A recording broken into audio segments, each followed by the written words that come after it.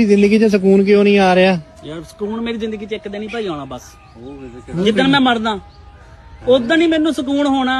ਉਦੋਂ ਮੈਨੂੰ ਕੋਈ ਕੰਮ ਹੀ ਨਹੀਂ ਹੋਣਾ, ਮੈਂ ਆਰਾਮ ਨਾਲ ਪਿਆ ਹੋਣਾ ਇੰਜ ਕਰਕੇ, ਨੱਕ 'ਚ ਰੂਹ ਗੂਠੇ ਬੰਨੇ ਹੋਏ।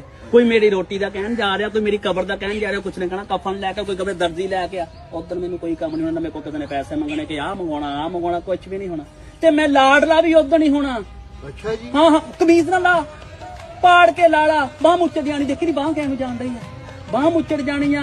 ਉਹ ਨਾ ਮੀਅਤ ਦੀ ਮੂੰਹ ਬਾਹ ਨਹੀਂ ਮਚੋੜੀ ਦੀ, ਉਹ ਲੱਤ ਦੇਖ ਮੂੰਹ ਦੇਖ ਸਾਰਿਆਂ ਨੇ ਦੇਖੀ। ਉਦੋਂ ਬਾਬੇ ਹੁਣੀ ਲਾਡ ਲਏ ਹੋਏ ਪਏ ਆ, ਨਾ ਕਿਸੇ ਨੇ ਕੁਛ ਵੀ ਨਹੀਂ ਕਹਿਣਾ।